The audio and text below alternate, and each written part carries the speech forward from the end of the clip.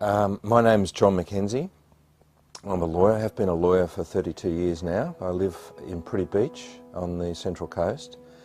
We moved here from Sydney, I think, almost 26 years ago because we wanted a much quieter life, but we also love the sea and we all love the bush. So with the Birdie National Park all around us here, it was almost the perfect place to come. January of 1980 is when I started working first as a lawyer. Before that I'd finished a university degree and then I'd taken a couple of years off, travelled around the world. I love sailing. I'd done a lot of sailing when I was a boy on Sydney Harbour, and during my university years I had crewed on the ocean racing yachts out of Rushcutters Bay. So by the time I started becoming a lawyer, I had adventure in my eye, and I'd had some involvement with the Aboriginal Legal Service during my years at university. I'd volunteered for them on holidays. I thought it was a pretty good way to practice law. So when I heard that they were advertising, I went along, and an interview, which was a pretty amazing interview. It was in the middle of a rather large room with I think something like 12 or 13 directors from around the state sitting in some sort of a circle around me, firing questions from any direction at any time, and you really know you're under the spotlight. But I came through, I don't know how, got the job, and they sent me to Moree. So from having been a coastal boy, I'd travelled around the world, but I'd never slept a night on the western side of the Great Dividing Range. Yeah, I worked in different parts all around New South Wales, including the North Coast, the northwest in Moree, Walgett, and a bit of time in Redfern itself. We got to a stage where the Royal Commission into Aboriginal Deaths in Custody was building.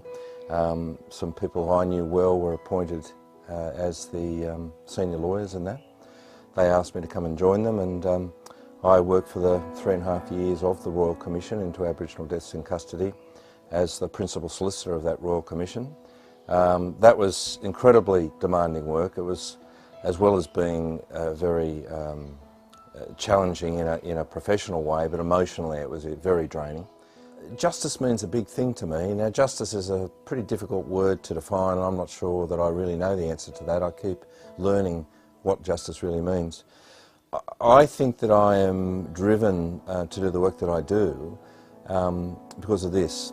The way I can be of the greatest use to society, I suppose, if we're going to pursue justice, is to try and be the very best lawyer possible for that group of people who are in the greatest need of the best legal representation, and that is the Aboriginal people of Australia. There's no two ways about that in my book.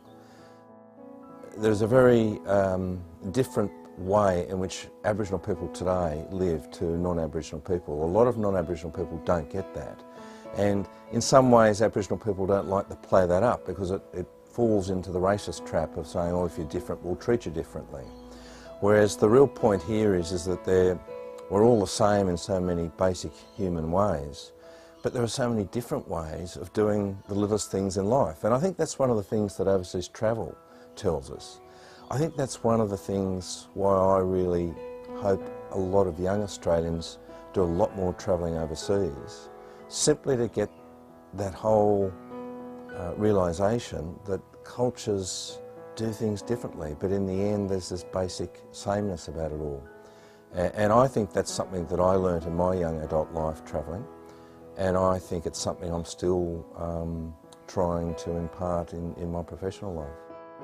Towards the end of last year, I was very fortunate to be awarded the Justice Medal, which is the highest of the awards that are given out by the Law and Justice Foundation of New South Wales at an annual awards ceremony each year.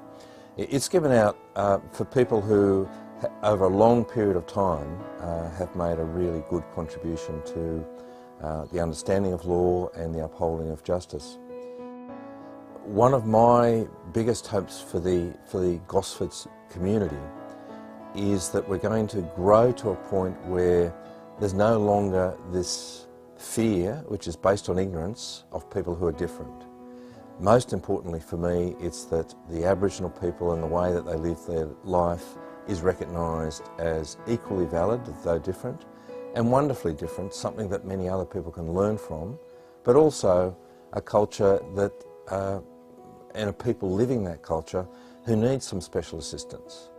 So I would hope that Gosford starts to become more comfortable with its mixtures of cultures and people in it, and that's to also welcome the most recent visitors or people who have arrived here, because there are, I know, there'll be a number of refugees coming here, because this is a fairly inexpensive part of the world to live, on the doorstep of the big city.